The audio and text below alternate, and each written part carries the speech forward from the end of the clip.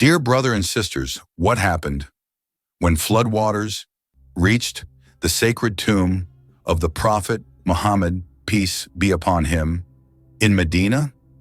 A miraculous event unfolded that will leave you saying, Allahu Akbar.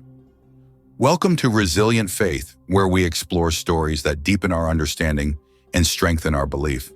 Recently, after heavy rains and storms in Saudi Arabia, the city of Medina faced flooding.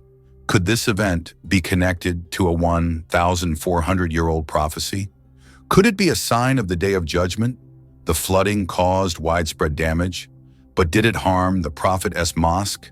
Peace be upon him. Did the water truly reach the Prophet's tomb? And what remarkable thing happened next? Stay with us until the end of this video to uncover the truth behind these events. Before we dive in, don't forget to subscribe to Resilient Faith and click the bell icon so you never miss an update from our channel. So, let's start today's video. Dear friends, while strong winds are engulfing the whole world and heavy rains are ongoing in many places, shocking news about Medina has created a stir on social media. Reports indicate a storm in Medina that disrupted the entire city's daily life in an instant. The severe storm led to flooding, causing people to recite the Kalima Tayyiba out of fear. It was also heard that the floodwater entered the Prophet's mosque, peace be upon him, and the miracle witnessed by people was indescribable. A few days ago, immediately after the Asr prayer in Medina, the color of the sky began to change. The sky first turned orange, and the intensity of the winds increased, raising a dust cloud. People thought it was just a typical short-lived storm. But as the winds grew stronger, things started to turn red. A storm then erupted, causing panic among people, as if the wind might carry them away. Screams and shouts began, and then the torrential rain started. People were distressed by the sudden storm. Dear friends, after days of heavy rain in Medina and its surroundings, a serious flood situation unfolded. Torrential rains, accompanied by thunder and lightning, caused significant water drainage issues at both the Prophet's Mosque and the Quba Mosque. Streams from Mount Uhud overflowed, flooding low-lying areas and leaving dozens of vehicles stranded. In some places, the water even entered the mosques. There were reports and videos circulating on social media showing floodwater reaching the Prophet's tomb, peace be upon him. But here's where something truly incredible happened. When the water reached the tomb, it stopped, as if an invisible barrier had appeared. There was no natural explanation for this. The water seemed to turn back, leaving everyone who witnessed it amazed and speechless. It was indeed a clear miracle that the water, upon reaching the Prophet's tomb, retreated.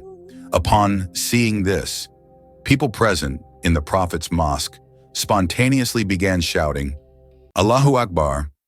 People continued to stand in the water and pray, seeking forgiveness from Allah. This entire scene was depicted in videos on social media. Dear friends, these untimely rains wreaking havoc in Saudi Arabia and the UAE are not without reason. Many people, out of fear of Allah, have bowed down in prayer, pleading for mercy. Many believe these signs indicate Allah's displeasure, as human sins have reached unprecedented levels, leading to such calamities worldwide, especially in the Arab world. Dear friends, the Prophet Muhammad, peace be upon him, warned us about signs like these over 1,400 years ago. He said that when people witness acts of disobedience in society but remain silent and fail to correct them, or when they see tyrants committing injustices and do nothing to stop them, the time for Allah's punishment draws near. In Sunan ibn Majah, it is narrated from Abu Malik al-Ash'ari that the Prophet, peace be upon him, said, some of my followers will drink alcohol, but they will call it by another name. Musical instruments will be played on men's heads, and women will sing. Allah will sink them into the earth and turn some of them into monkeys and pigs.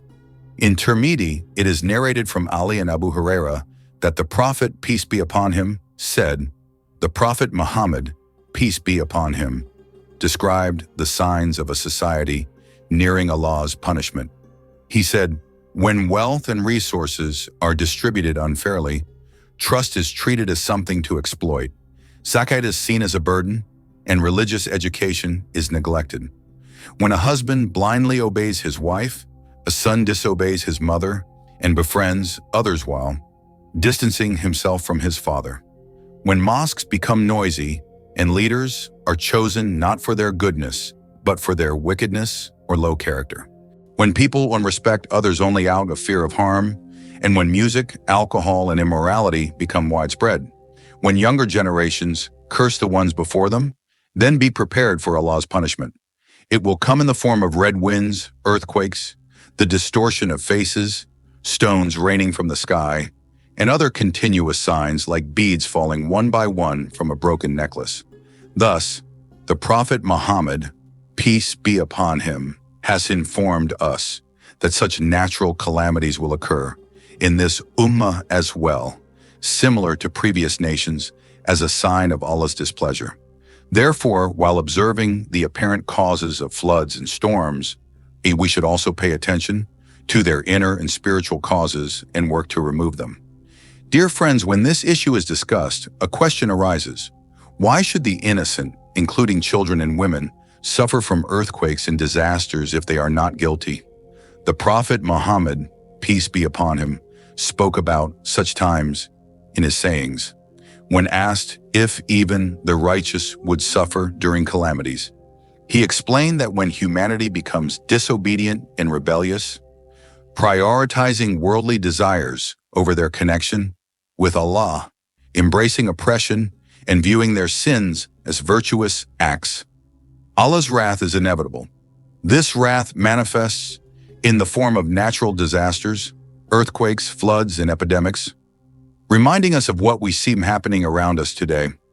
Therefore, friends, seek forgiveness and return to religion. May Allah grant us the ability to follow the straight path and end our lives in faith. Ameen. O Lord of the world's friends, please write Ameen in the comments and share the video with your friends, liking it as much as possible. Before leaving, please confirm once again that you have subscribed to our Resilient Faith channel.